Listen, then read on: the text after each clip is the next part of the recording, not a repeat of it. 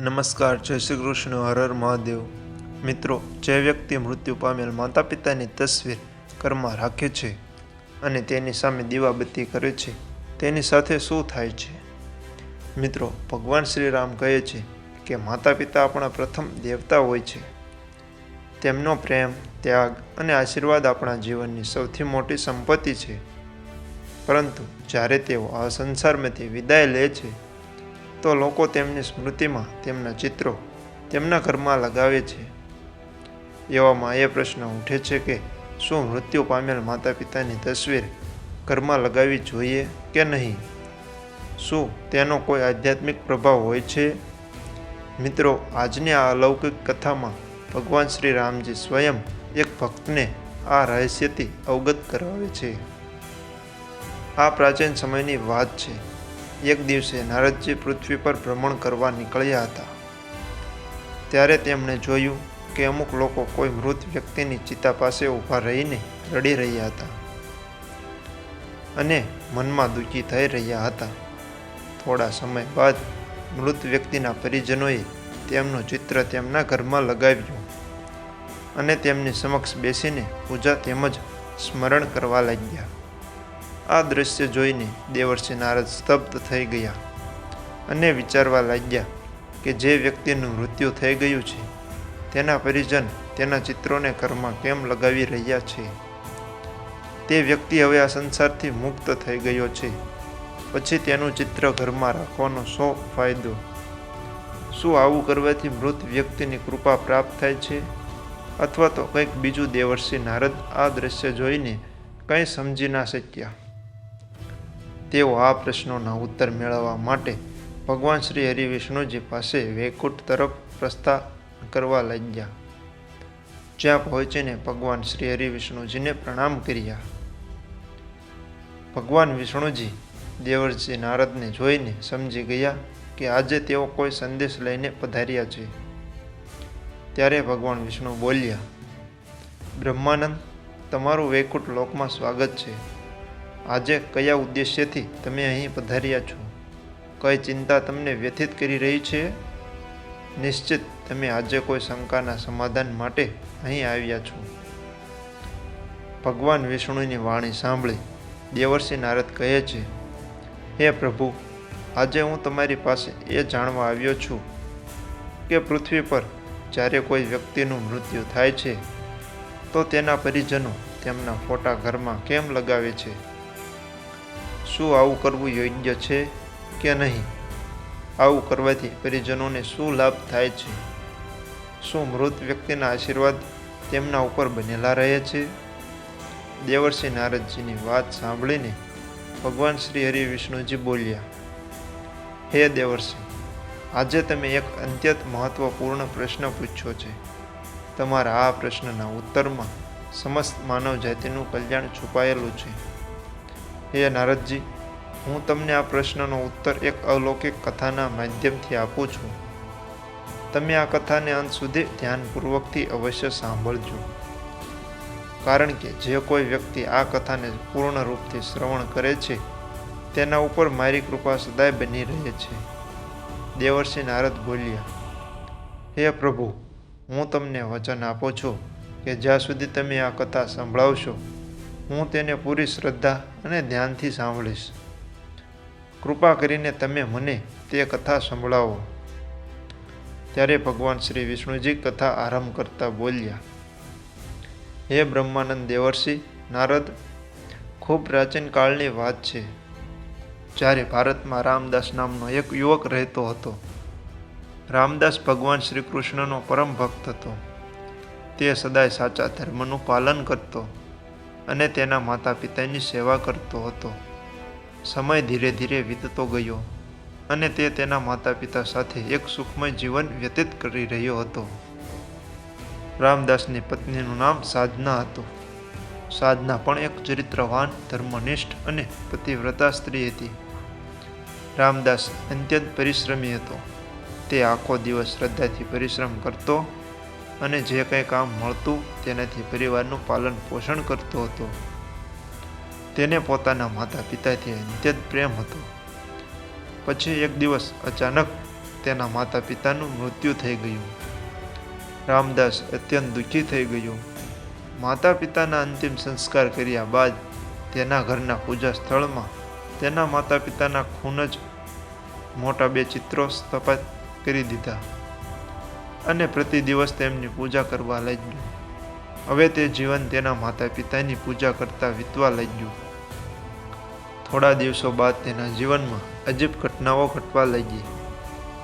માનસિક અશાંતિ વધવા લાગી. ઘરમાં કલેશ કંકાસ થવા લાગ્યા અને સપનામાં વિચિત્ર દૃશ્યો જોવા લાગ્યા. હવે તેની પત્ની સાધના સાથે પણ તેનો રોજે રોજ ઝઘડો થવા લાગ્યો. રામદાસનું મન પૂરી રીતે અશાંત બની ગયું હતું. એક દિવસ તે ગંગાના તટ પર બેસીને રડવા લાગ્યો. તે ગંગા નદીના કિનારે શ્રી કૃષ્ણનું એક મંદિર હતું. રામદાસ શ્રદ્ધા સાથે તે મંદિરમાં જઈને ભગવાન શ્રી કૃષ્ણ સામે બેસીને પ્રાર્થના કરવા લાગ્યો અને કહેવા લાગ્યો કે હે ભગવાન, હે મુરલીધર, મને માર્ગ બતાવો. મારા માતા પિતાની પૂજા કરીને તેમને શ્રદ્ધાંજલિ અર્પિત કરી રહ્યો છું, તો પણ મારા જીવનમાં આટલી અશાંતિ કેમ છે? તે સાચા હૃદયથી ભગવાન શ્રી કૃષ્ણને પ્રાર્થના કરી રહ્યો હતો ત્યારે ત્યાં એક દિવ્ય પ્રકાશ પ્રગટ થયો. ચારો તરફ એક દિવ્ય સુગંધ ફેલાઈ ગઈ અને ભગવાન શ્રી કૃષ્ણ પ્રગટ થયા. તેમની આંખોમાં કરુણા અને સ્વર અત્યંત શાંત થયા. શ્રી કૃષ્ણને સામે જોઈને રામદાસ સ્તબ્ધ રહી ગયો. તેને વિશ્વાસ નહોતો થઈ રહ્યો કે સ્વયં ભગવાન શ્રી કૃષ્ણ તેને દર્શન આપી રહ્યા છે. પછી તે બોલ્યો, હે પ્રભુ, આજ તમારા દર્શન પામીને મારું જીવન સફળ થઈ ગયું. હવે મારા મનમાં કોઈ સંશય નથી, પરંતુ હું એ જાણવા માગું છું કે મારા જીવનમાં આ કલેશ કેમ ઉત્પન્ન થયો, કેમ કે હું તો મારા માતા પિતાની નિત્ય પૂજા કરું છું. ભગવાન શ્રી કૃષ્ણ બોલ્યા, હે પુત્ર, તારી ભક્તિ અને પ્રેમ મહાન છે. તારા હૃદયમાં તારા માતા પિતા માટે જે ભાવ છે પૂજનીય છે, પરંતુ તે જે અજ્ઞાનતાવશ જે કર્યું તેના માત્ર આત્માને બાંધે છે, પરંતુ તારા જીવનમાં પીડા પણ લાવે છે. જ્યારે તારું કોઈ પોતાના પ્રિયજનોને ખોઈ દે છે, વિશેષ કરીને માતા પિતાને, તો તેમને યાદ કરવા અને સન્માન આપવું ઉચિત છે.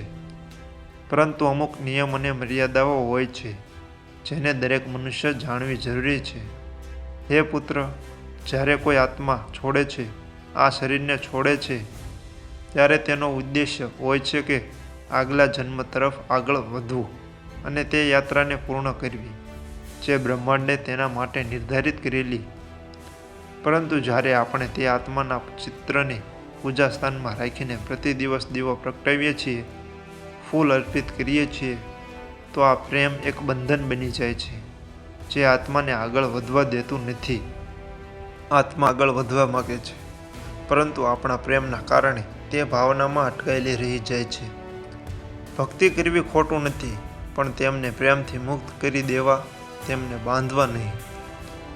પ્રાર્થના કરવી, પરંતુ પકડવા નહીં, કારણ કે સાચો પ્રેમ એ જ છે જે આત્માની મુક્તિ ઈચ્છે છે, ના કે તેને પોતાના મોહમાં ફસાવી રાખે. ભગવાન શ્રી કૃષ્ણએ શાંત સ્વરમાં કહ્યું, હે પુત્ર, આ જાણવું દરેક ગૃહસ્થ માટે આવશ્યક છે કે જે સ્થાન પર ભગવાનની ઉર્જા હોય છે, જ્યાં મંત્રોની બા ગુંજતી હોય, જ્યાં દીવાની જ્યોત આત્માને પરમાત્માથી જોડતી હોય, ત્યાં મૃત વ્યક્તિઓના ચિત્ર ન લગાવવા જોઈએ, કારણ કે તે સ્થાન આત્માની મુક્તિનું કેન્દ્ર હોય છે. જ્યારે આપણે પૂજા સ્થળમાં પિતૃઓના ચિત્ર લગાવીએ છીએ, તો અજાણતા આપણે અલગ અલગ શક્તિઓને એક સ્થાન પર જોડી દઈએ છીએ. આનાથી માત્ર આત્મા ઉલઝતી નથી, પરંતુ ગૃહસ્થ જીવનની શાંતિ પણ ભંગ થાય છે. ભગવાનનું સ્થાન આત્માની મુક્તિનું કેન્દ્ર હોય છે અને પિતૃઓનું સ્થાન સ્મૃતિ અને શ્રદ્ધાનું. તેથી આ બંનેને અલગ અલગ રાખવા જોઈએ. ભગવાન શ્રી કૃષ્ણ આગળ કહે છે કે જો તારા માતા પિતાના ચિત્રને ઘરમાં રાખવા માંગે છે, તો ધ્યાન રાખવું કે તે પૂજા સ્થળમાં ના હોય. તે સ્થાન માત્ર સ્મૃતિના રૂપમાં હોય, જ્યાં દીવા કે અગરબત્તી ન પ્રગટાવવામાં આવતી હોય. ત્યાં શ્રદ્ધાંજલિ હોય, પરંતુ પૂજા નહીં. પૂજા ત્યાં જ હોય છે જ્યાં ભગવાનનું આહ્વાન કરીએ છીએ અને સ્મરણ કરીએ છીએ, જ્યાં આપણે કોઈને પ્રેમપૂર્વક યાદ કરીએ છીએ. હે પુત્ર, પ્રેમ અને પૂજાના અંતરને સમજવું જરૂરી છે. જે આત્મા જઈ ચૂકી છે તેનું સન્માન કરવું, પરંતુ ઈશ્વરની પૂજા અને આત્માને સ્મૃતિનો માર્ગ એક જેવો ન બનાવવો. આ જ સાચો ધર્મ છે. જે સંતાપ તારા મનમાં છે તે સ્વાભાવિક છે. માતા પિતાના નિધનમાં દરેક સંતાન તેમના માટે કંઈક કરવા માગે છે. પિતૃઓની શાંતિ માટે શ્રાદ્ધ અને તર્પણ સર્વોત્તમ ઉપાય છે.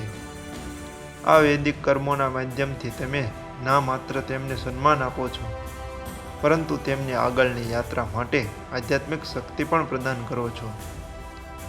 અને આ જ સાચી સેવા છે. જે ચાલ્યું ગયું છે તેને મોહમાં ન બાંધવા જોઈએ. પ્રેમથી મુક્ત કરી દેવા એ પુત્રનો ધર્મ છે. આ સંસાર માયા છે. આત્મા અનુભવ કરે છે અને પછી ચાલી જાય છે. પરંતુ જ્યારે તમે મોહમાં ડૂબી જાઓ છો ત્યારે તમે ન માત્ર પોતાના હૃદયને બાંધો છો, પરંતુ તે આત્માની ગતિને પણ રોકી દો છો. મોહ આત્માને રોકે છે, પ્રેમ તેને મુક્ત કરે છે. જે કંઈ પણ પુણ્ય કાર્ય કરો તમે તેના નામ પર કરો, જેમ કે ગરીબોની સેવા કરવી, ભૂખ્યાને ભોજન કરાવવું, વૃક્ષારોપણ કરવું.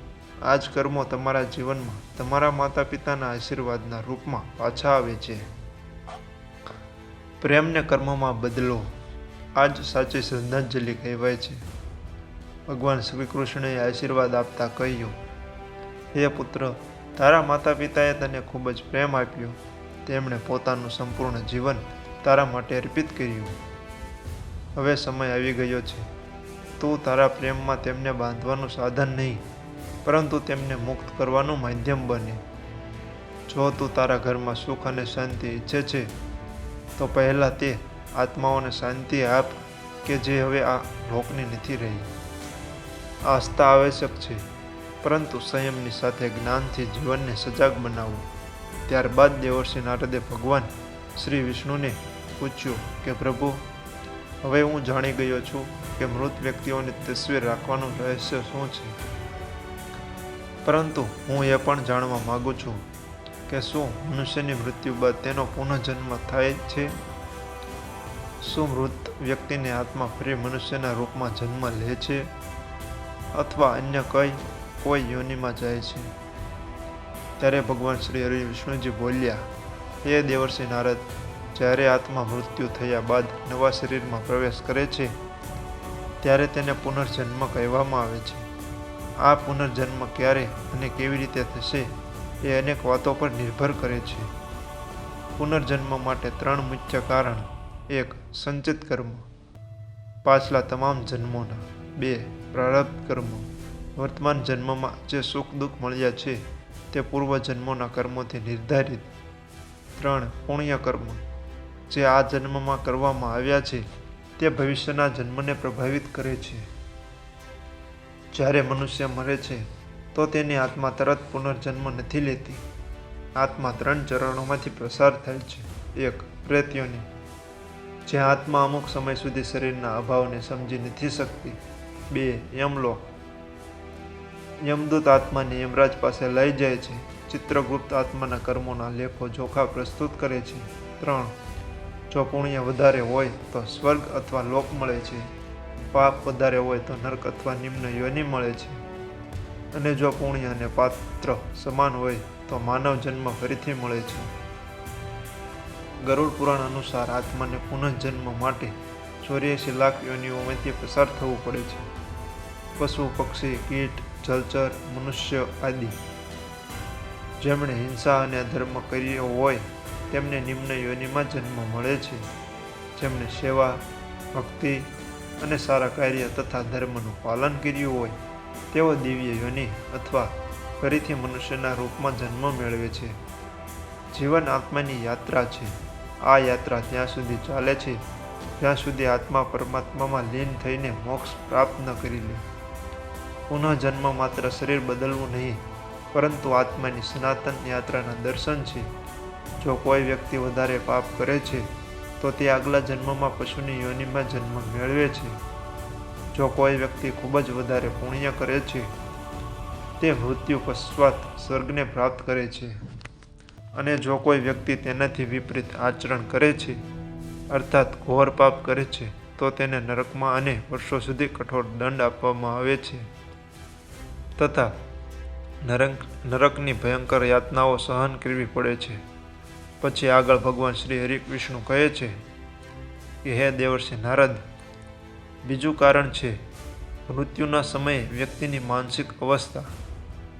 આ વિષયમાં 3 લોકોના સ્વામી ભગવાન શિવજી કહે છે કે મૃત્યુ સમયે જે ભાવમાં વ્યક્તિ હોય છે તે જ ભાવ તેના આગલા જન્મને નિર્ધારિત કરે છે. જો કોઈ વ્યક્તિ મૃત્યુના સમયે ભગવાનનું સ્મરણ કરતો હોય અને પોતાના પ્રાણ છોડી દે તો તે મોક્ષને પ્રાપ્ત કરે છે. પરંતુ જો કોઈ વ્યક્તિ સાંસારિક ઈચ્છાઓ, ક્રોધ, મોહ અથવા કામમાં ડૂબેલા શરીર ત્યાગ કરે તો તેને તેના ભાવ અનુસાર પુનર્જન્મ પ્રાપ્ત થાય છે. પછી ભગવાન શ્રી વિષ્ણુજી આગળ દેવર્ષિ નારદને કહે છે, હે દેવર્ષિ નારદ, હવે મને આશા છે કે તમને તમામ પ્રશ્નોના ઉત્તર પ્રાપ્ત થઈ ગયા. તમારા તમામ પ્રશ્નોનો જવાબ તમને મળી ગયો હશે. દેવર્ષિ નારદજી ભગવાન વિષ્ણુજીને કહેવા લાગ્યા, પ્રભુ, તમારા મુખથી આ ઉત્તર મેળવીને હું કૃતાર્થ થઈ ગયો. હવે હું આ દિવ્ય જ્ઞાનને 3 લોકોમાં પ્રચાર કરીશ. પછી દેવર્ષિ નારદજીએ ભગવાન શ્રી હરિ વિષ્ણુજીને ફરીથી પ્રણામ કર્યા અને પછીથી ભ્રમણ માટે નીકળી પડ્યા. તો મિત્રો, આ કથામાં આપણને એક શિક્ષા મળે છે કે માતા પિતાની આત્માને બાંધવી ન જોઈએ, પરંતુ તેમને પ્રેમપૂર્વક મુક્ત કરવા જોઈએ. પૂજા સ્થળમાં માત્ર ભગવાનનું ચિત્ર હોવું જોઈએ. જો કોઈ મૃત વ્યક્તિનું ચિત્ર લગાવેલું હોય તો તેને પૂજ્ય ન બનાવી શકાય, માત્ર સ્મૃતિ સ્વરૂપે રાખી શકાય. શ્રાદ્ધ, તર્પણ અને સેવાના માધ્યમથી સાચી શ્રદ્ધાંજલિ આપી શકાય છે. મૃત આત્માઓને મોહ નહીં, સમર્પણ અને પ્રેમથી વિદાય કરવા એ જ આપણું કર્તવ્ય છે અને આ જ સાચો પુત્ર ધર્મ છે. આ દિવ્ય શિક્ષા આપણને ભગવાન શ્રી રામજી આપતા કહે છે, આ સંસારથી જ જઈ ચૂક્યું છે તેને પોતાના આંસુઓથી બાંધો નહીં, કારણ કે આત્માનું અંતિમ લક્ષ્ય ભગવાન તરફ યાત્રા કરવાનું છે. અને સાચો પ્રેમ એ છે જે આત્માની યાત્રામાં બાધા નહીં પરંતુ માર્ગદર્શક બને. તો મિત્રો, આશા છે કે આજની આ કથા તમને જરૂર પસંદ આવી હશે. તો મિત્રો, આજની આ વિડીયોને લાઈક કરી વધુમાં વધુ મિત્રો તથા તમારા સંબંધીઓ સાથે શેર જરૂરથી કરી દેજો. અને અમારી ચેનલને હજુ સુધી સબસ્ક્રાઈબ ન કરી હોય તો ચેનલને સબસ્ક્રાઈબ જરૂરથી કરી દેજો. અને કોમેન્ટ બોક્સમાં જય શ્રી કૃષ્ણ, હર હર મહાદેવ, જય મા લક્ષ્મી અવશ્ય લખી દેજો. આ વિડીયોને અંત સુધી જોવા માટે તમારો ખૂબ ખૂબ આભાર. અને આવા જ બીજા ઉપયોગી અમારી ચેનલમાં વિડીયો છે જે પણ જોઈ લેજો.